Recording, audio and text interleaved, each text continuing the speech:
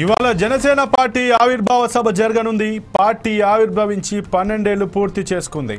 ఈ సందర్భంగా ఆవిర్భావ సభను పార్టీ అధినేత ఉప ముఖ్యమంత్రి పవన్ కళ్యాణ్ తన నియోజకవర్గం పిఠాపురం మండలంలోని చిత్రాడ గ్రామంలో ఆర్భాటంగా నిర్వహిస్తున్నారు. జనసేన అధికారంలోకి వచ్చిన తర్వాత తొలిసారి జరుగుతున్న ఆవిర్భావ సభకు భారీగా ఏర్పాట్లు చేశారు. వివిఐపి, విఐపీలు, వీర మహిళలు, జన సైనికుల కోసం ప్రత్యేక గ్యాలరీలు ఏర్పాటు చేశారు. హైవే పక్కన 8 చోట్ల ఎల్ఈడి తెరలు, వేదిక నుంచి 4 కిలోమీటర్ల దూరం వినిపించేలా ప్రత్యేక సౌండ్ సిస్టమ్ ఏర్పాటు చేశారు. ట్రాఫిక్ ఇబ్బంది లేకుండా పలు మార్గాల్లో చర్యలు తీసుకున్నారు. 6 చోట్ల పార్కింగ్ ప్లేసులు ఏర్పాటు చేశారు. సభకు భారీగా పవన్ కళ్యాణ్ అభిమానులు, జన సైనికులు వస్తారన్న అంచనాతో 1700 మంది పోలీసులకు తోడు 500 మంది పార్టీ వాలంటీర్లతో భద్రత ఏర్పాటు చేశారు.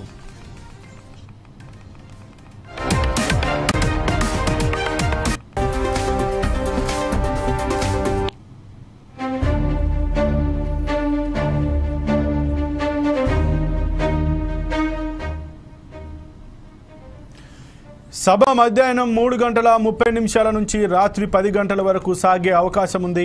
ఇక చివర్లో పార్టీ అధ్యక్షుడు పవన్ కళ్యాణ్ కూటమి ప్రభుత్వంలో జనసేన పాత్ర, ప్రాధాన్యతపై శ్రేణులకు దిశానిర్దేశం చేయనున్నారు. జనసేన అధినేత పవన్ కళ్యాణ్ రాజకీయ ప్రస్థానం విషయానికొస్తే 2008లో అన్న చిరంజీవి స్థాపించిన ప్రజారాజ్యంలో యువరాజ్యం అధినేతగా రాజకీయ ప్రస్థానం మొదలుపెట్టారు. ఆ ఎన్నికల్లో చిరంజీవి పార్టీ 18 సీట్లతో పాటు 18% ఓట్లు తెచ్చుకున్నారు. ఆ తర్వాత అన్న ప్రజారాజ్యం పార్టీని కాంగ్రెస్ పార్టీలో విలీనం చేశారు.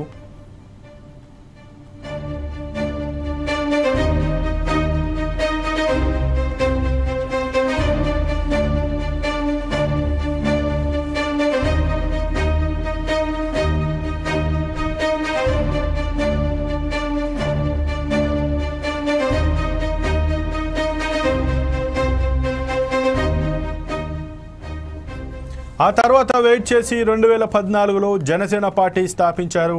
ఆ తర్వాత ఆ ఎన్నికల్లో తెలుగుదేశం, బీజేపీ కూటమికి మద్దతు ప్రకటించారు. కానీ ఏ సీట్లలో ఎక్కడా పోటీ చేయలేదు. ఎన్నికల తర్వాత కనీసం ఏ పదవి తీసుకోకుండా కూటమి తరపున ప్రచారం నిర్వహించారు. ఆ తర్వాత 2019 ఎన్నికల్లో బీఎస్పీ, కమ్యూనిస్ట్ పార్టీలతో పొత్తు పెట్టుకుని ఎన్నికల్లో పోటీ చేసి జనసేన కేవలం 1 సీటుకే పరిమితమైంది.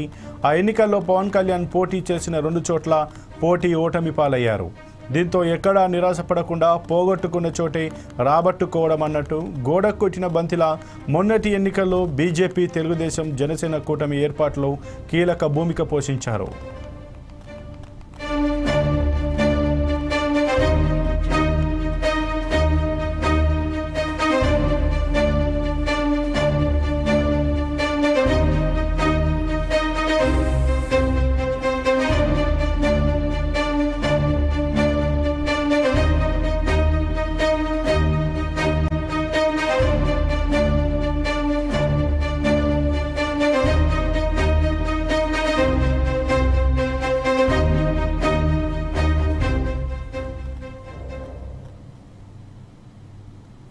అంతేకాదు అధికారంలో ఉన్న వైసీపీ వ్యతిరేక ఓటు చీలనివ్వనని చెప్పి ఏపీలో కూటమి ఏర్పాటు చేసి 21 అసెంబ్లీ, 2 పార్లమెంటు స్థానాల్లో పోటీ చేసి అన్ని చోట్ల నెగ్గి 100కి 100% స్ట్రైక్ రేట్ సాధించిన పార్టీగా పవన్ కళ్యాణ్ రికార్డు క్రియేట్ చేశారు.